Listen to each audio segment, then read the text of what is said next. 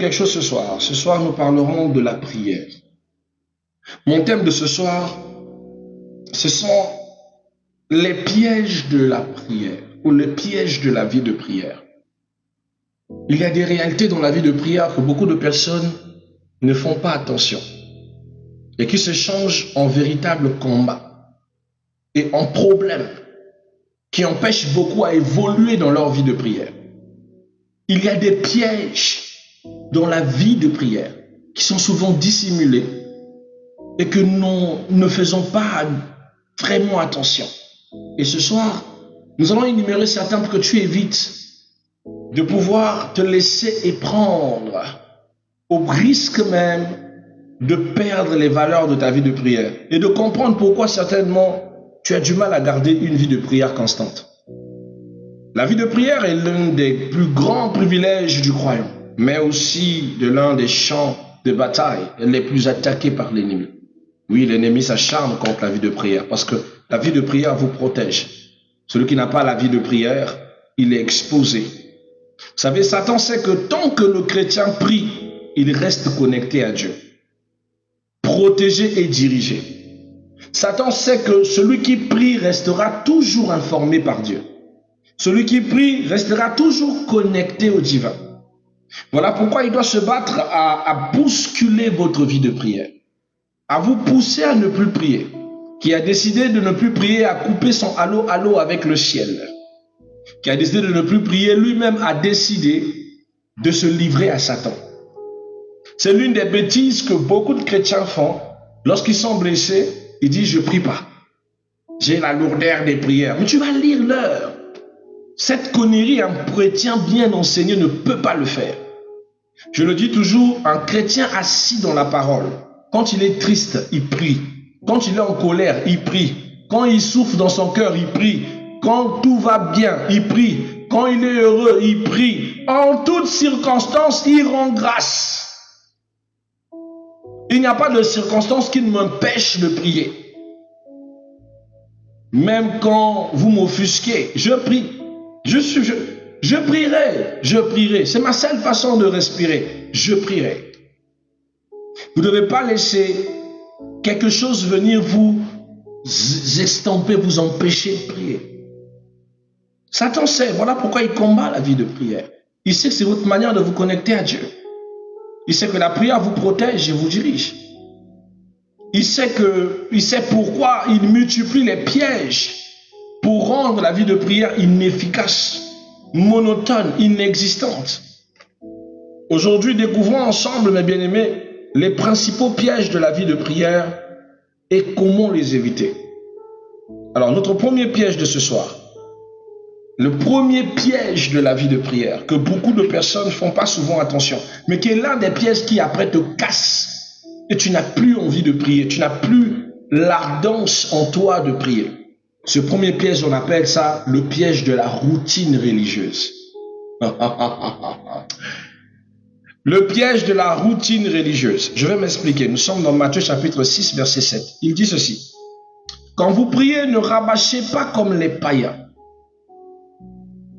car votre Dieu sait de quoi vous en avez besoin. Ne rabâchez pas ou ne parlez ou ne faites pas de longs discours comme les païens. C'est-à-dire cette attitude de faire quelque chose de préformat. Là, je vous parle, mais quand on va commencer à demander à quelqu'un de prier, tu verras quelqu'un avoir une forme de rhétorique dans ses prières. Tu parles dans la vie normale, tu as une manière de parler. Mais quand tu pries, c'est toi qui deviens « Oh Seigneur, je viens te lever, Yahweh, Papa Seigneur, mon Dieu, Seigneur, mon roi, tu es celui qui te garde au caché là, c'est-à-dire, tu crées un style de façon de prier qui n'est pas naturel à ta façon d'être. Une routine que tu as prise quelque part, que tu as voulu en faire tien, mais qui au final avec le temps va t'épuiser.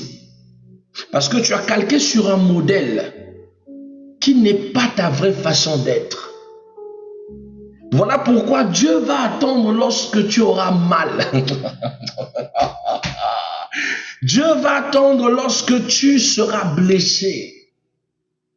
Dieu va attendre lorsque les vrais sentiments vont être placés dans ton cœur. Ce n'est que dans la douleur que tu vas arrêter de prier comme un faussement. Quand les choses te piquent, le Seigneur, j'en peux plus, je suis fatigué. C'est quoi cette affaire? Les choses n'avancent pas. Oh Seigneur, mais qu'est-ce que j'ai fait? Là, tu ne fais plus le Seigneur, levez-le, Papa, Yahweh. Là, tu deviens toi. Juste toi. Sans cirque. Sans routine que tu allais voler je ne sais où. Vous savez, il y a des personnes qui pensent que la prière ne commence que par l'adoration. Il y a des gens qui pensent que pour commencer réellement la prière, il faut forcément faire le signe de croix. Pour commencer la prière, il faut forcément adorer. Il y a des gens qui se disent que s'ils n'adorent pas, alors la prière ne sera pas agréable. S'il n'a pas écouté 2 chansons du pasteur Atoms, il ne sera pas transporté. Cependant, il y a un problème. Tellement que tu as écouté ces chansons ne t'emmènent plus quelque part. Vous devez savoir que dans chaque chanson, il y a une onction. Et cette onction ne va pas s'épuiser, mais tellement que vous imprégnez de cette routine religieuse, de la chanson en question, la vie et l'onction de la chanson devient habituelle pour vous, qu'elle ne vous impactera plus. Tant que vous ne prenez pas de la distance avec cette routine. Ça veut dire que lorsque vous gardez une routine de prière, bien aimée, elle ne vous donnera plus le même goût que lorsque vous l'avez connue. Elle va commencer à vous donner de la lourdeur. Vous allez devenir fatigué. Vous n'allez plus apprécier cette façon de faire. Vous allez commencer à faire, même à bâiller sans avoir sommeil. Parce que vous avez l'habitude d'avoir vous avez créé une routine religieuse. Beaucoup prient sans conviction par habitude. Leur prière devient un rituel. Sans cœur, sans pied, sans vie. Ce piège enlève la puissance spirituelle de la prière. Or, si vous restez dans cette routine, c'est normal que vous perdez le goût de prier. Ce n'est pas que l'onction a baissé, mais la soif n'est plus au niveau de ce que vous lui donnez. Non, je répète. Ce n'est pas que la vie de prière en soi aura baissé ou que l'onction a baissé. Ce n'est que votre esprit qui n'est plus à la dimension de votre façon de faire et veut plus que ça. C'est-à-dire que vous devez changer votre routine pour trouver une autre manière de l'adorer ou une autre manière de le plaire ou une autre manière d'avancer devant le trône. Voilà pourquoi l'adoration n'est pas interligne, elle est multiline. Chacun, tous les jours, développe une profondeur différente dans sa façon d'apprécier le Seigneur. Personne ne dira que tous nous adorons Dieu de la même manière, parce que tous n'avons pas la même soif de rentrer dans sa présence. Donc si tu gardes les mêmes routines habituelles, ne t'étonne pas que tu n'as plus la même fréquence et la même profondeur de prière. Et que à force de chaque fois commencer ta prière, Père, oh Papa, Abba Père, Père, Père éternel, Père tout-puissant, avant ça te remplissait. Mais aujourd'hui, dès que tu commences seulement, oh Abba Père, tu sens la lourdeur. Ton esprit n'est plus en suffisance avec cette routine. Ça ne va même pas te donner la force de continuer ta prière tellement que tu vas t'épuiser. Parce que pour toi, tu t'es dit c'est la meilleure manière de faire. Que c'est comme ça que tu vas garder un bon relais de prière. Non, tu as tout faux, mon bien-aimé. Tu as tout faux. La prière, c'est comme des eaux profondes. Elle va se renouveler. Le style, le caractère, la manière de faire doit se renouveler. Sinon, il épuise. Je vais vous prendre un exemple. Vous avez un modérateur dans votre église. Et ce modérateur, tous ces mots, vous le connaissez. Vous savez comment il commence sa modération et même quand il finit. À force d'avoir trop connu sa routine, sa façon de donner, de modérer, quand il vous donne des sujets de prière, il vous endort. Il ne vous emmène plus. Il ne vous conduit plus. Parce que vous connaissez sa façon de faire. Et cette routine religieuse est devenue trop ancrée en vous que ça ne vous stimule plus. C'est là où tu vois la personne donner le sujet de prière. On va te lever, te sambela. Bien-aimé, te kobonde la ponzamba bengana mede monyoso tuwe sa kobonde sa vina yo. O tuwe sa konuiri yo. Telema banako sambela, telema, bien-aimé, beta maboko telema, au nom de Jésus, telema za autorité, bien-aimé nanga, sambela, au nom de Jésus, Yahweh Nkolo, au nom de Jésus. Et toi, tu fais semblant de marcher dans l'église comme ça, mais en fait, tu ne pries pas. Jésus, oh Jésus. Oh Jésus, tu ne pries plus. Au début, ça te motivait. Oh non, Seigneur, nous ne l'avons. Mais aujourd'hui, ça ne te touche plus. Tu as atteint le socle de la routine religieuse. C'est devenu trop répétitif que ça ne te bénit plus. Ça ne produit plus rien. Il faut supprimer la routine et remplacer par des renouvellements. Avant la prière, prends un bon souffle. Vous me remarquerez, avant de commencer, je prends mon silence et je souffle. J'essaye de puiser dans ma sincérité. J'essaye d'aller dans le sens de mon cœur pour aller trouver ce que je veux réellement présenter à Dieu ce soir. Si mon cœur n'est pas dans l'adoration, je ne vais pas adorer. Si mon cœur est dans la supplication, je suis dans la supplique. Si mon cœur est dans la prosternation, je suis dans la prosternation. Si mon cœur est dans les salutations, je suis dans les salutations. C'est-à-dire, je ne vais pas faire ce que mon esprit n'est pas en fréquence. Je ne veux pas offrir la même chose tous les soirs sur la table devant mon Dieu. Même celui qui mange la même nourriture tous les jours se fatigue. Même celui qui mange la même nourriture tous les jours se fatigue. Donc changez votre façon de faire. Créez beaucoup plus de diversité à votre manière de commencer votre prière, d'arborer votre façon de prière. Donnez-vous des programmes de prière qui vous diversifient chaque fois. Vous ne pouvez pas avoir le même type de prière chaque jour. Ça va vous épuiser. Et vous allez bloquer votre esprit qui aura du mal à grain out. D'accord? Deuxième des choses, le piège de la paresse spirituelle. Voilà un autre piège qui nuit beaucoup les enfants de Dieu. Matthieu 26, verset 41. Il dit, veillez et priez afin que vous ne tombiez pas en tentation. Beaucoup prennent à la légère ce mot.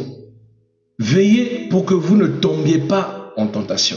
S'il n'y a pas la veillance, s'il n'y a pas l'action, l'acharnement de la prière, bien aimé, vous allez tomber en tentation. La chair est faible, vous devez le savoir. Le sommeil, la distraction ou la procrastination devient des armes de l'ennemi pour entendre ou éteindre votre vie de prière. Beaucoup de personnes s'appuient sur ces points. Ah, j'ai envie de prier, mais non, je finis d'abord. Je regarde ma série d'abord. Je finis d'abord la série, après je vais prier.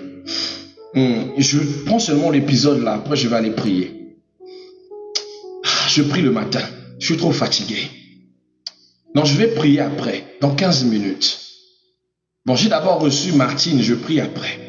C'est-à-dire que la paresse spirituelle qui est en train de te prendre, c'est tant si je prie trop. Maintenant, je réduis 3 fois par jour, c'est suffisant. C'est-à-dire que tu as maintenant une paresse qui t'empêche de prier. Tu commences à prier aussitôt, tu as commencé à prier. Dans ta tête, tu as juste envie d'arrêter. Tu vois la personne prier et se dire à elle-même, bon, aujourd'hui, je vais prier que 10 minutes. De toute façon, je suis pas obligé de faire 1 heure de prière. Je prie juste un peu. Seigneur, je te rends grâce, je te remercie. Merci Seigneur. Mon cœur sait que je ne suis pas obligé de tout te demander. Je suis juste obligé de te dire merci.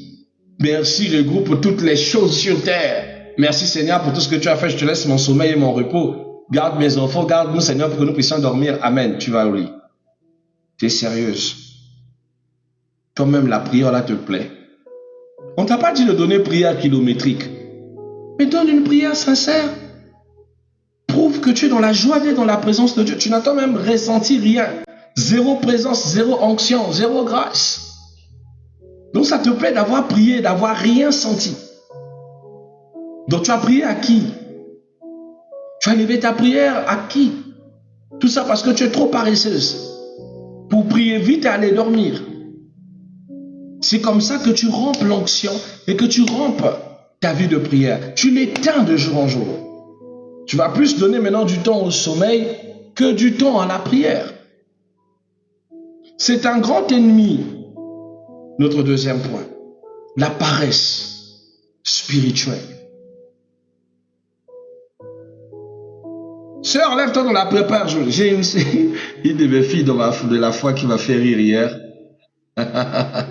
Il m'a dit, Père, moi je ne fais pas des prières de 15 minutes. Moi je prie même maximum, même 1 minute, 2 minutes. J'ai prié, je m'en vais dormir.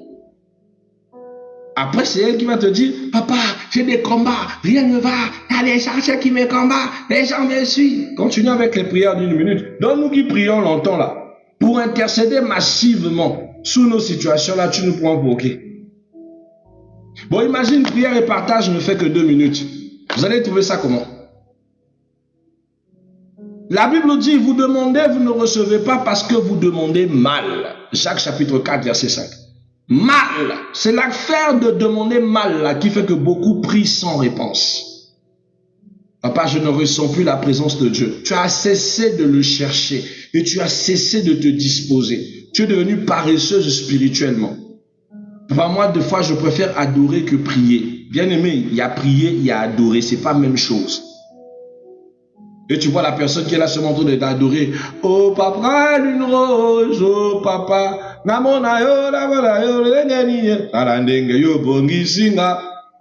Prie. Tu vas chasser Satan dans l'adoration.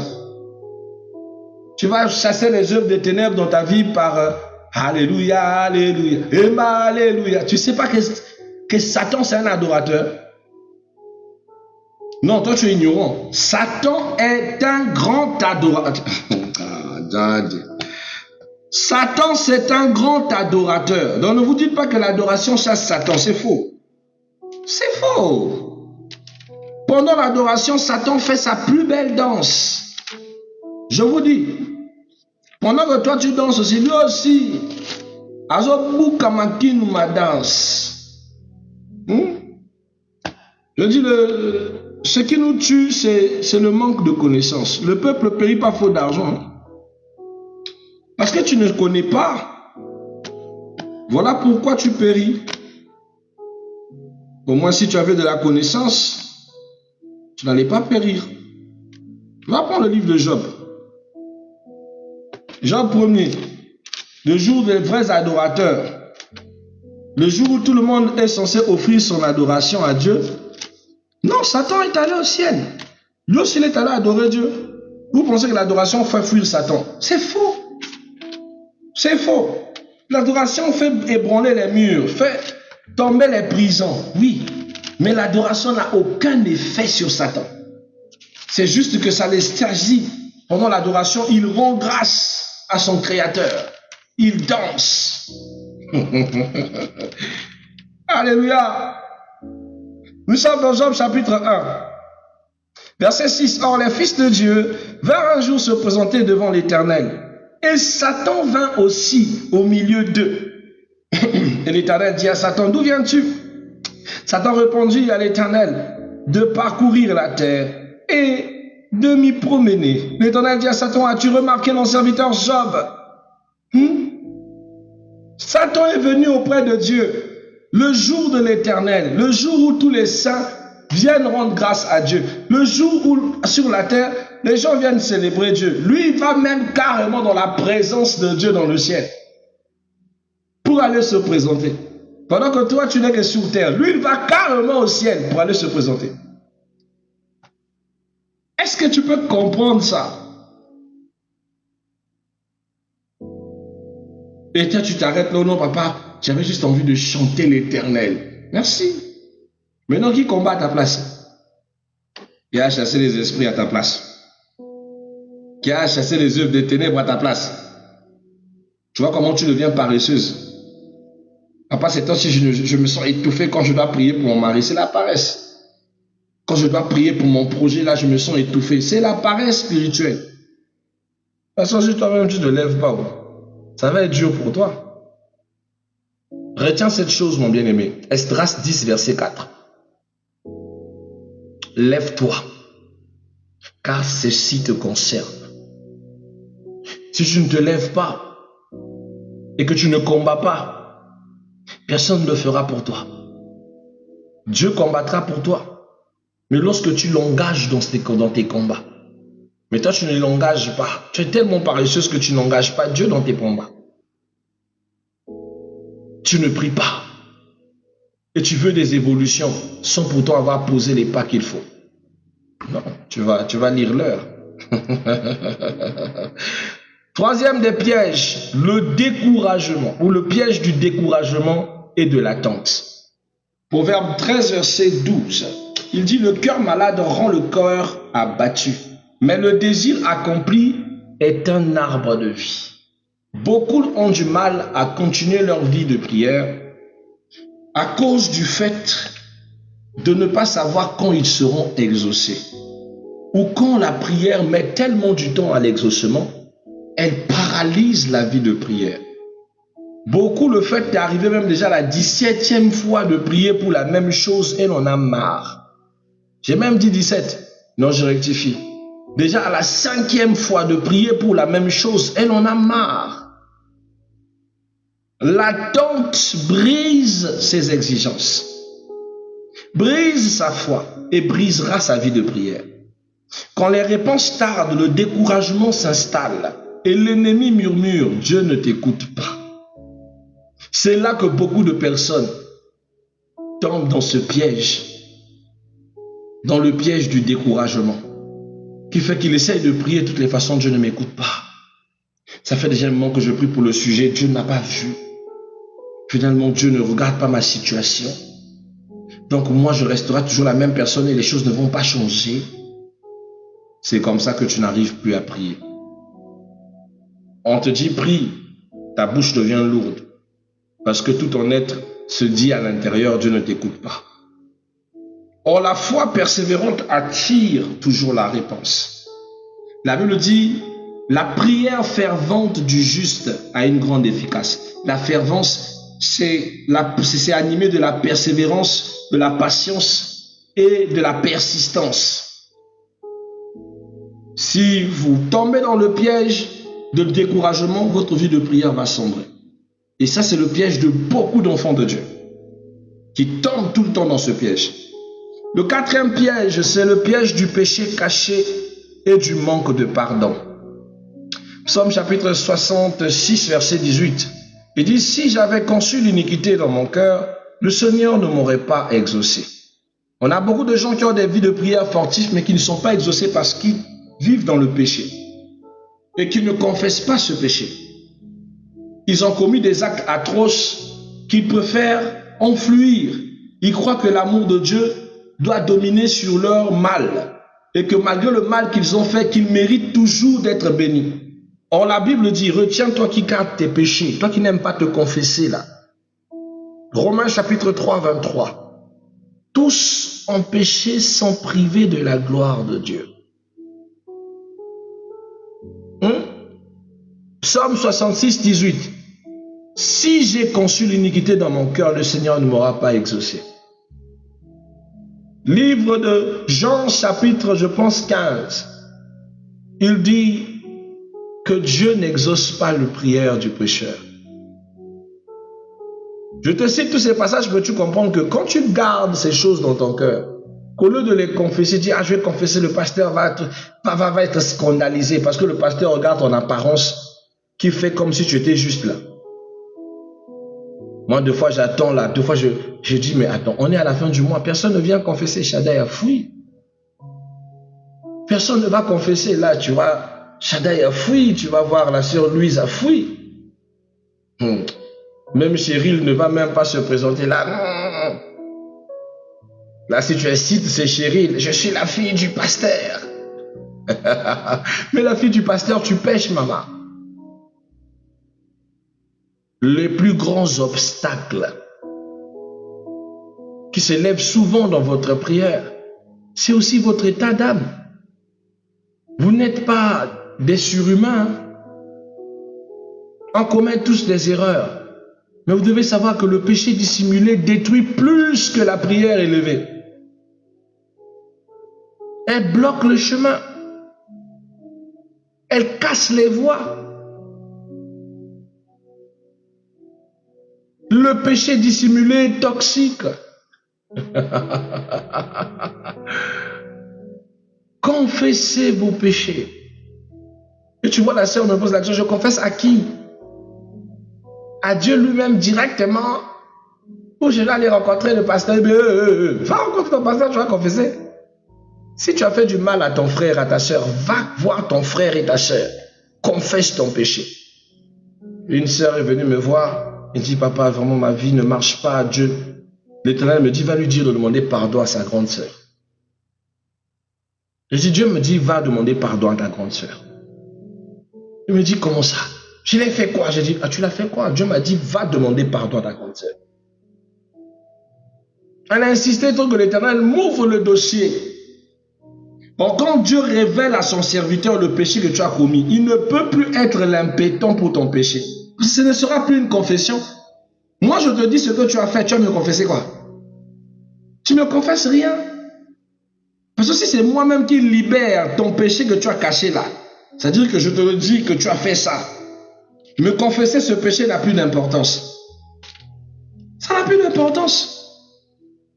Je l'ai dit, Dieu me dit de te dire, quand tu as goûté à la banane que mange ta propre sœur dans sa maison, elle te paye les études, elle te fait tout, mais toi tu as bouffé la banane de ta sœur. Le mari même, tu te disposes et ce jour où le mari ne te touche pas, tu boudes. Tu t'enfles comme ça, tu...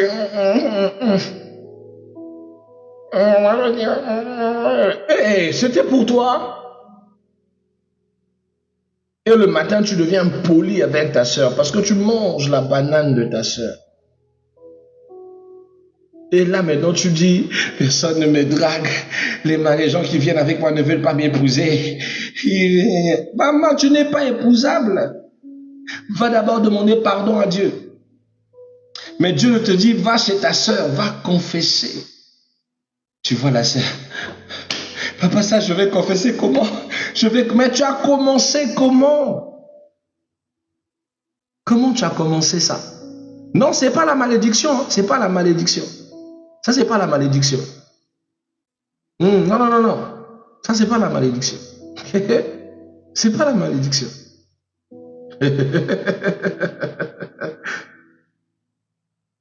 Confondez pas malédiction. Hein? Il y a abomination et malédiction.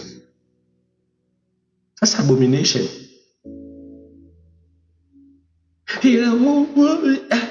Tu vois?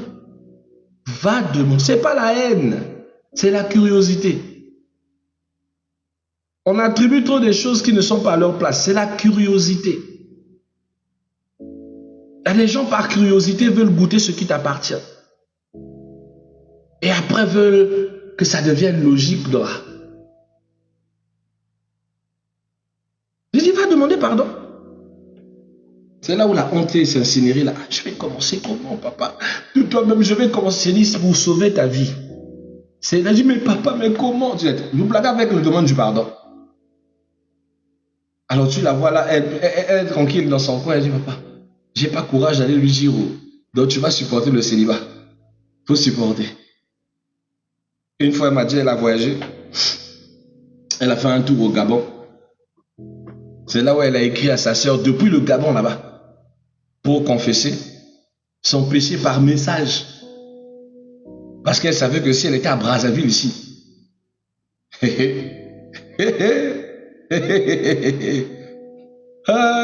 ça allait être Boubacaris. Il a fui.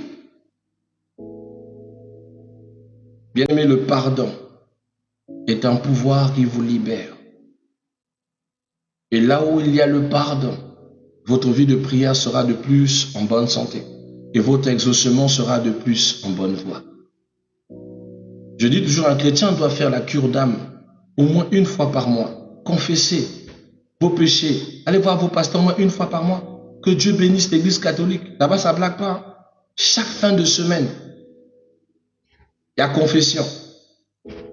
Je ne pouvais pas monter, à l'époque j'étais servant de messe, je ne pouvais pas servir la messe de dimanche. si le vendredi au préalable, je n'ai pas rencontré le père René Boukassa, le père René ou le père Jean-Marie Boukassa pour aller faire ma confession à la paroisse Notre-Dame de Fatima de Mpila. Les catholiques étaient réglo dans ça. Tu vas servir où sans confession? Mais non, vous n'aimez pas confesser. Vous faites des péchés bizarres, mais vous ne voulez pas confesser. Après, oh non, rien ne marche dans la vie, c'est Satan. C'est un péché. Cinquième point. L'un d'autre des pièges spirituels de la prière. Nous avons le piège des mauvaises motivations. Beaucoup de personnes vont dans la prière, mais avec de sales motivations. De très sales motivations. C'est-à-dire qu'ils prient, mais pas avec de bonnes intentions. Ils prient, demandent à Dieu, mais dans le but de pouvoir juste satisfaire ses propres désirs. Beaucoup prient pour des raisons égoïstes, la gloire personnelle, la vengeance et le confort matériel. Il y a des prières du genre, Seigneur, fais de moi le Joseph de ma famille. Seigneur, fais de moi la tête. Seigneur, il est temps que tu puisses confondre les gens de ma famille qui croient que je ne vais pas réussir. Oh Seigneur, confonds tous ceux qui pensent que je ne vais pas m'élever. Papa, ils ont dit que je ne vais pas me marier. Papa, ils ont dit que je ne vais pas prospérer. Seigneur, viens confondre leur langage. Seigneur, fais de moi que je sois la tête et non la queue dans ma famille. Je dois être celui qui va ramener la richesse dans ma famille. Prière qui ne va jamais être exaucée. Égoïste de la tête aux pieds. Une prière égoïste. Au lieu de prier pour toi-même, toi tu veux pour prouver que Dieu n'a qu'à donner le mariage pour faire taire à tous les gens qui... Tu vas lire l'heure. Il ne va pas t'exaucer. Tu es égoïste. Tu es sataniste. Tu es malveillant. Pourquoi il n'y a que toi qui dois être élevé dans ta famille? Pourquoi Dieu ne peut pas faire passer la richesse par ta petite sœur? C'est que c'est le genre de prière qui font que tu as fini de prier. Au lieu que Dieu te bénisse, il va prendre ton cadet ou ta cadette. C'est elle qui l'élève. Et pourtant, tu dis, Seigneur, il t'a fait quoi? Seigneur, quel jeûne je n'ai pas donné? Quelle est la dîme que je n'ai pas donnée? L'action de grâce que je n'ai pas déposée? Quelles sont les nuits de prière que je n'ai pas participé? Quels sont les services que je n'ai pas fait? Pour que tu me sortes moi pour donner à ma petite sœur. Mais tu es égoïste. Dieu a écouté ta prière, m'a donné ça à ta petite sœur parce que tu n'es pas responsable. Si Dieu exauce ta prière, te donne un peu d'argent, c'est que ta famille va souffrir. Tu es mauvais. Jacques chapitre 4 verset 3. Il dit, vous demandez et vous n'êtes pas, vous ne recevez pas parce que vous demandez mal, dans le but de satisfaire vos propres plaisirs, vos desseins, vous demandez mal. Et parce que vous demandez mal, Dieu ne vous exauce pas. Vos intentions sont malsaines. Vous pensez que Dieu exauce le cœur des méchants? Si Dieu doit exaucer toutes les prières, même ceux qui souhaitent que les gens meurent là, mais tout le monde va mourir. Non. Vous comprenez que Dieu est logique? Voilà. Donc si vous voulez parer à ce genre d'attitude, priez selon la volonté de Dieu. Aligne tes désirs et tes desseins. Ne sois pas dans la comparaison. Ne sois pas dans les prières où tu veux te voir au-dessus des autres. Seigneur, bénis-moi. Seigneur, construis-moi. Seigneur, souviens-toi de moi. Seigneur, je suis le seul rempart de mes enfants. Bénis-moi. Je n'ai rien à manger. Seigneur, j'ai besoin de travail. Aide-moi, Seigneur. Tant que tu restes dans des prières qui te monopolisent et qui ne te poussent pas à être égoïste, tu seras exaucé. Si tu veux prier pour ta sœur, prie pour ta sœur. Mais ne dis pas, Seigneur, élève-moi pour que je sois le chef de ma famille. Aide-moi à être celui qui va faire sortir ma famille de la pauvreté. Tu as 4 frères, 2 petites sœurs. Dieu ne va pas aider les autres que toi. Prière malveillant. Le piège, le 6e piège, le piège de la distraction spirituelle. Voilà un autre piège qui touche beaucoup la vie de prière. Luc 10, verset 42. C'est le piège que Marie, la sœur de Lazare, a choisi, a refusé de choisir, et que Marthe plutôt a choisi. Le piège de la distraction spirituelle. Beaucoup de personnes sont enflées dans ce piège. Pendant que c'est le temps, c'est l'heure de prière, ou c'est le moment de rentrer dans la présence de Dieu, de s'attacher à Dieu, beaucoup choisissent la distraction. Pourquoi les bonnes fêtes et les bonnes célébrations dans les boîtes de nuit, dans les histoires, c'est toujours au moment où tu as tes programmes? Tu n'as jamais posé des questions? Tu es en plein programme, tu sais déjà que le samedi en question, après ton programme ou avant ton programme, vous devez aller en boîte. Vous devez aller dans une cérémonie bizarre comme ça, dans une pyjama party, dans un moment où vous allez boire l'alcool, faire des danses à la con, là où tu iras twerker. Oui, fais pas semblant. Hein. Dieu sait que tu es chrétien qu'à l'église, hein, que dehors tu iras twerker. Tu vas aller faire des choses de la honte, tu vas te dépraver, tu vas boire jusqu'à ce que tu vas même insulter Dieu. Dieu sait que tu fais ça. Mais tu ne rends pas compte aux heures de prière. Tu t'apprêtes à rentrer dans un temps de prière, bam, il y a une fête. Bam, il y a tes amis qui disent qu'on va aller en boîte, on va faire ceci et tout et tout. Et toi, dans ton cœur est entre le programme de prière, entre aller en boîte, tu vas choisir la boîte. Il y a même d'autres qui iront en boîte même pendant le programme. Il ne peut pas rater ça.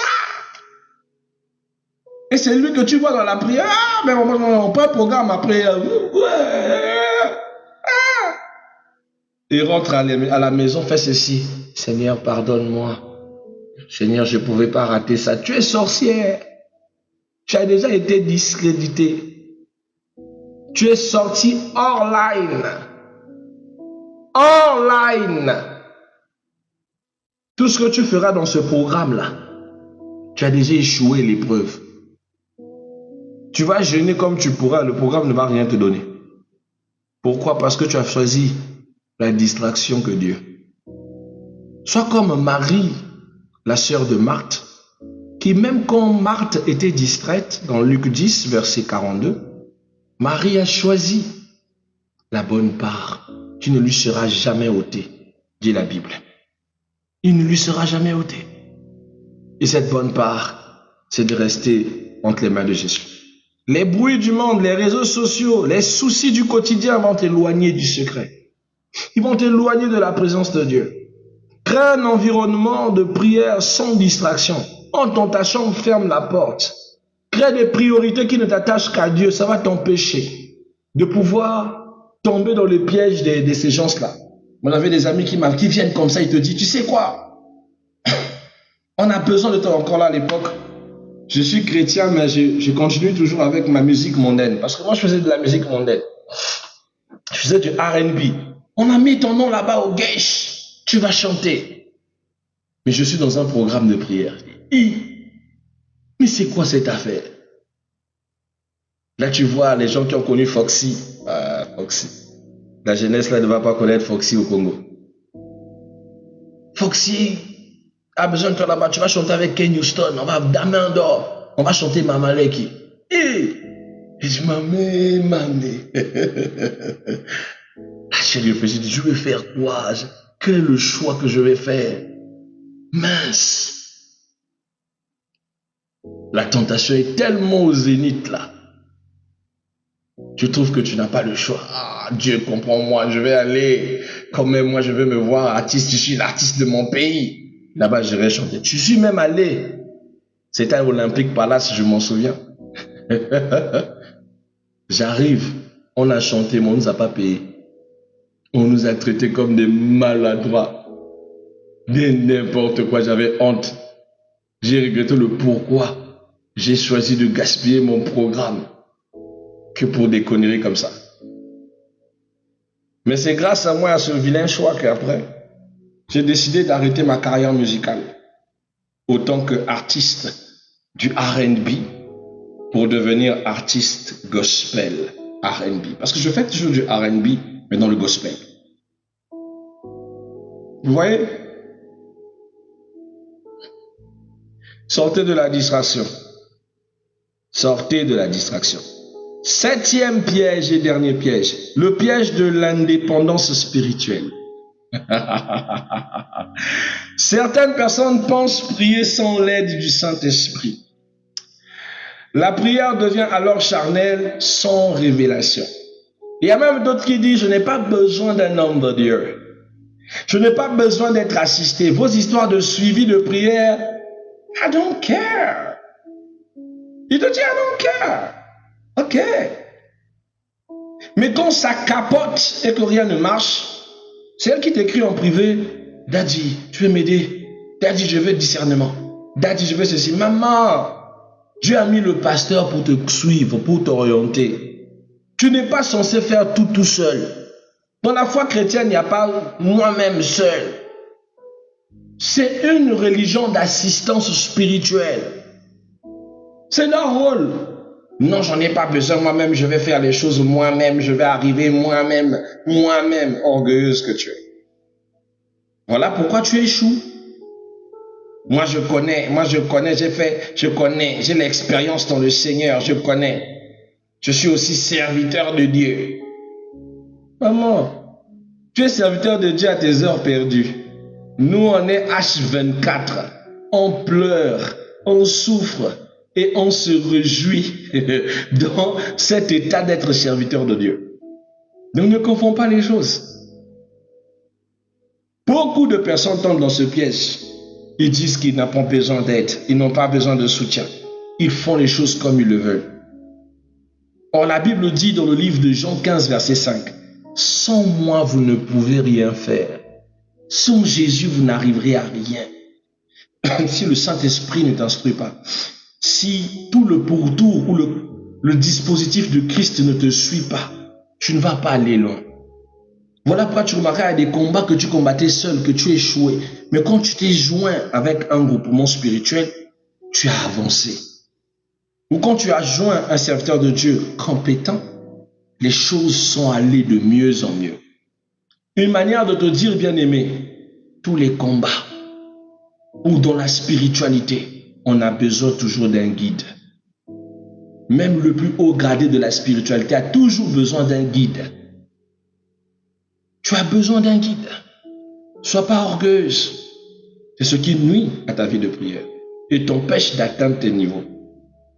Quand tu as un guide spirituel qui te guide même seulement pendant 1 semaine, 2 semaines, même tes rêves changent. Tu commences à rêver des opportunités, du travail, du mariage, des choses bien, du voyage. Mais avant, c'était bloqué. Parce que tu as un guide qui te suit. Lâche le guide. Essaye de vivre les choses tout seul. Voler par tes propres ailes. Tu vas te casser le visage là. Bref, on s'arrête là. Il est déjà 44 minutes. Je ne vais pas prendre assez de votre temps. Mais retenez qu'une vie de prière victorieuse demande vigilance, pureté de cœur et intimité constante avec le Saint-Esprit. Le véritable triomphe n'est pas dans la longueur de la prière, mais dans leur authenticité et leur connexion avec Dieu. La Bible dit quelque chose que j'aime bien. Il dit, résistez au diable, il fuira loin de vous. Apprenez donc à résister au piège du diable et votre prière deviendra une arme redoutable entre les mains de Dieu. Parole du Seigneur Tout-Puissant. Nous rendons grâce à